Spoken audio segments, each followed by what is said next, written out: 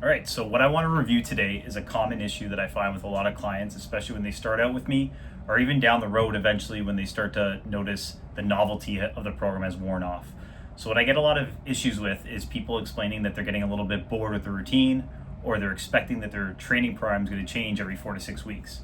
Okay, so we're going to go over this thoroughly in this video. This is a very important video for you to understand, and I want you to take the concepts that we discuss in this video moving forward throughout your training program and understand what really matters and what's going to move the needle when it comes to body composition change based on the resistance training you're doing. So the first thing I want to touch on is what's the purpose of resistance training? If you think about it, body composition is about burning fat tissue and then building or preserving lean muscle tissue. The resistance training, the main purpose of the resistance training is not to burn calories. It's to preserve muscle tissue and build new muscle tissue. Okay, so now if you think about that, we have to think whether you're in a surplus or in a calorie deficit, the resistance training's focus doesn't change. If you're in a calorie surplus, you may be one of my clients that are looking to build muscle and maintain whatever fat they have. They're not really in a fat loss phase. In that case, resistance training, we're trying to really acquire new skeletal muscle.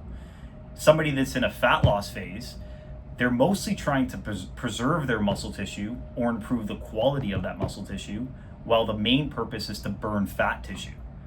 In the end, the resistance training's goal doesn't change. It's for muscle tissue growth or preservation. Now, to ensure that happens, you have to think about your technique. Okay, so in terms of technique and execution, we want to ensure that when you're going through a working set, so one of the prescribed working sets that I have on your program for each exercise, the limiting factor which would terminate that set needs to be the target muscle that that exercise is trying to focus on. So obvious one would be a bicep curl. The target tissue is your bicep. So what terminates that set needs to be that the bicep can no longer create enough force to overcome the resistance that it's trying to lift. All right, so if you think about it, when failure happens, it can't be because my wrist has gotten tired or my cardio, I'm out of breath, or whatever other reason you squirmed out of position and now allowed another auxiliary muscle to help complement the target muscle to get another rep. Okay, so if you think about it, we need technical proficiency. You need to be able to master these movements. With something like a bicep curl, it may seem pretty straightforward because it's a single joint movement, but now when you get into the more complex movements, there's a lot more skill acquisition that's required. Now, when you think about motor learning and skill acquisition, that takes time.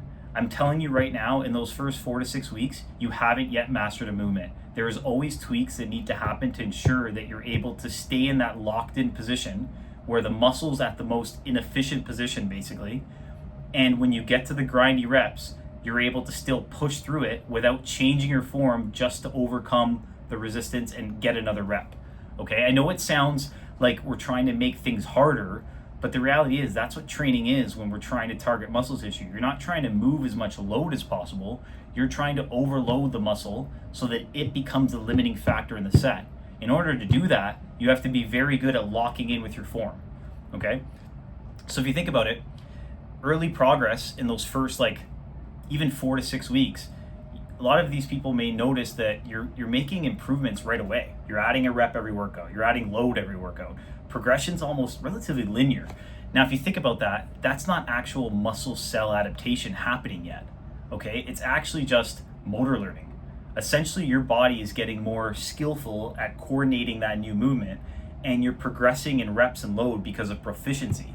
Not necessarily that you've gotten to the point where the muscle is overloaded and now you're grinding to gain another rep every single week or every other workout, basically, and that's where muscle cell adaptation actually happens. So in theory, if you think about that, not that motor learning is bad, but that learning curve initially that's very steep and you make improvements right away, that's not the gist of where and the bulk of where your training should be spent. Okay, we want to actually expedite that process, hence why I ask you guys to send me videos, because I want to make sure form locks in as soon as we can. Once we get to the point where that learning curve now becomes very shallow and flat and you're grinding to get any improvement at all, that's where actual muscle growth happens. Okay, so if you think about it, those weeks where you're like some of you people that I've been working with for months now, you're probably at a point where you're at the same reps and same load on a movement for 3 to 4 workouts in a row, and it's hard to gain a rep. As much as you think that's plateauing, that's actually where the progress really happens. Okay, and that's where most people, think about you in the past potentially, that's where most people swap out exercises and say, oh, it mustn't be working, I'm not progressing anymore. Guess what? That's not how training is. Like, I've been training for the better part of 2 decades. If that were as linear as training is, I should be dumbbell curling 1,000 pounds. That's just not how it works. It's slow progress. It takes time. You want to actually get to those points where you're really stalling, because that's where actual growth is happening and you're forcing adaptation. Okay? And really, the only way that can happen is if you're dialed in with your form. Now, think about it. If we switch that now and go to changing the program every 4 to 6 weeks, what are you essentially doing? You're going back into that learning curve and that motor learning phase every 4 to 6 weeks with new movements. So as much as you're stroking your ego and you're getting stronger quickly, are you really getting stronger because of muscle cell adaptation and cell growth? Or are you just getting stronger because you've simply introduced a new movement where there's novelty now and you suck at it at first, essentially, and you're kind of refining how you do it over the first 4 to 6 weeks, and those increases in reps and load, they're technically a false sense of improvement, okay? So really, those motor learning phases, you want to have as few of them as possible. How do you do that? You need to change things less often, okay? Now, what this comes down to as well is you have to trust your coach. You have to trust that I've formulated the program necessary to hit each body part at a sufficient volume based on your goals and what you want to improve each week, okay? So if I've put together the program, and I'll tell you right now, I have done it properly, this is what I do and what I truly enjoy, the program's gonna address everything we need to address in terms of growing. Your job is to execute it properly and not allow your boredom to force you to change it often. Now think about this in a psychological sense as well. We have reduced decision fatigue. If your program is the same every single time, now think about it. Imagine the weeks where you're stressed out at work, you're extremely fatigued, your kids are maybe sick. Now, you have to get in the gym, and imagine we were changing things every week, and that was one of the weeks where you had new movements to relearn. It's gonna be another nudge in the direction of, oh, I might as well miss this workout, I don't really enjoy it. But now, rewind and think about it when you're 3 months into the same program, you know exactly where that machine is in the gym. You know exactly how to set it up. You know what the load and reps were you did last time. You get in, you get those sets done, and you get the hell out and recover, because it was a shitty week. As long as you check your box that workout, we're good. Now, again, less decision fatigue. There's just less risk of you falling off track and not adhering to the program because there's less variables involved. Yes, I understand excitement and entertainment and novelty seems like an important thing, but that's not what's going to drive muscle growth, okay? That adherence has to come from your discipline, not necessarily from you being excited and enjoying the training to that extent. You will eventually enjoy it, but let the enjoyment come from the progress you're getting from week to week, month to month, of trying to improve your numbers in the gym and in your logbook. Now, if you think of the last thing, in terms of closing this all out, you just can't chase novelty. In the end, that fundamental training concept of keeping things the same and letting progressive overload be the cornerstone, that's the most important thing. And progressive overload doesn't only happen in the form of you adding load, it comes from you refining your technique. How do you refine your technique? Take it from me that I've been in this for decades. You need to spend months and years hammering at movements that you think you have down, but you still know you can improve down the road.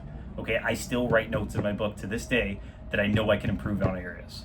Okay, so don't let that boredom kind of drive you. Understand there's a method to all this and there's evidence that's backing it. And I've thought through this for years before I finally put it in front of you and decided this is the best way to get from point A to point B and ensure that adherence is continued in the long term. Okay, I'm on your team. Tessa and I want what's best for you guys as clients, and we've thought through this all and ensured that it's productive and beneficial for you. Okay, so hopefully this answers some of your questions. I'm not saying I'll never change anything. We can change things if things are causing pain or if certain movements are taken away in the gym or certain equipment's too busy. But understand the movements I've given you off the bat are the ones that I think are the most beneficial at that time. We should do everything we can to try to keep it the same in the long term and think mastery and long-term results, not novelty and entertainment.